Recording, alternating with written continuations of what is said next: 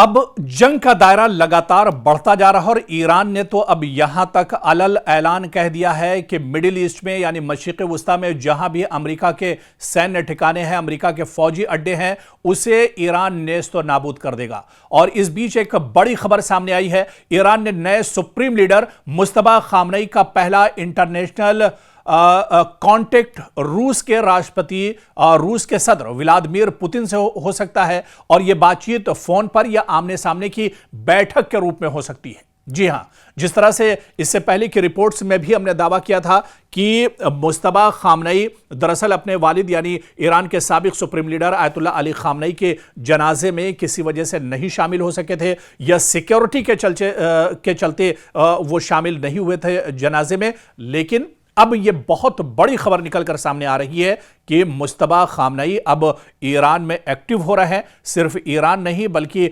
आलमी तौर पर वो एक्टिव हो रहे हैं। और पहला जो उनका रिएक्शन है अब, क्योंकि वो अब रूस के सदर व्लादिमीर पुतिन से बातचीत करने वाले हैं। मशरिक़ वस्ता में जिस तरह के हालात हैं, पूरी दुनिया में इस जंग के जो असरात हैं, इन तमाम सिचुएशन को लेकर तमाम जो अपडेट्स हैं, तमाम जो सूरत हाल इस वक्त बनी हुई है, इसे लेकर मुस्तफा खामनेई अब रूस के सदर व्लादिमीर पुतिन से बातचीत करने वाले हैं। यह बातचीत कहा जा रहा है कि आमने सामने की भी हो सकती है या फिर यह बातचीत टेलीफोनिक भी हो सकती है, लेकिन यह बातचीत तय है।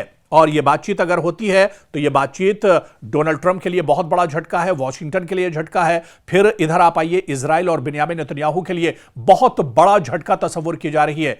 तो ईरान ने बाकायदा खुद इसका ऐलान किया है और मॉस्को से भी इस तरह की जानकारियां मिल पा रही हैं कि मुस्तफा खामनेई जो इस वक्त ईरान के सुप्रीम लीडर हैं, वो रूस के सदर व्लादिमीर पुतिन से बातचीत करेंगे। हालांकि इस बीच यह भी कहा जा रहा है कि सिक्योरिटी की वजह से मुस्तफा खामनेई अभी आम तौर से सामने नहीं आ रहे हैं, लोगों के सामने नहीं आ रहे हैं, क्योंकि सिक्योरिटी एक बहुत बड़ी वजह बताई जा रही है। दरअसल अमेरिका ने पहले ही यह ऐलान किया था, यह कहा था कि अगर मुस्तफा खामनेई सामने आते हैं तो उन्हें भी उनके वालिद की तरह से शहीद कर दिया जाएगा, उन्हें भी मार दिया जाएगा। तो सिक्योरिटी वजूहात की वजह से वो दुनिया के सामने या आमतौर से वो निकलकर नहीं आ रहे हैं। लेकिन ऐसे में उनकी रूस से बातचीत यानी राजनीतिक चश्मे से अगर इसे देखा जाए तो ये एक बहुत बड़ी घटनाक्रम होगी, ये एक बहुत बड़ा वाकया होगा। क्योंकि आप देखिए, जो ईरान का मीडिया है वो बाकायदा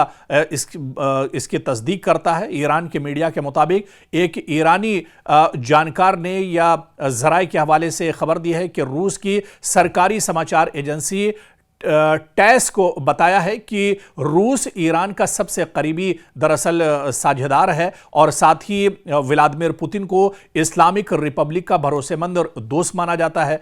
और ऐसे में एक ईरानी सोर्स ने रूस की सरकारी न्यूज़ एजेंसी टैस को बताया है कि मुस्तफा खामनेई की पहली जो इंटरनेशनल टेलीफोनिक कॉल हो सकती है या पहली जो मुलाकात दरअसल हो सकती है वो रूस के सदर व्लादिमीर पुतिन से हो सकती है। और इस सिलसिले में अभी तक दोनों ममालिक की ओर से दरअसल कोई ऑफिशियल बयान तो सामने नहीं आया है, लेकिन सोर्सेस से खबर निकलकर जरूर आ रही हैं। और जब खबरें इस तरह की सोर्सेस से आती हैं तो उनके पीछे सच्चाई जरूर होती है। और मुस्तफा खामनेई यानी अब पहले से ज्यादा अलर्ट हैं और पहले से ज्यादा ताकतवर, और उनकी पोजीशन भी अब, क्योंकि वो ईरान के मौजूदा सुप्रीम लीडर हैं, IRGC का पूरा सपोर्ट उनकी तरफ है, ईरान की जो बड़ी लीडरशिप है वो भी अब उनके अंडर में है। तो ऐसे में अब मुस्तफा खामनेई के रूस के सदर व्लादिमीर पुतिन के साथ बातचीत होगी तो ये अमेरिका के लिए बहुत बड़ा झटका होगा।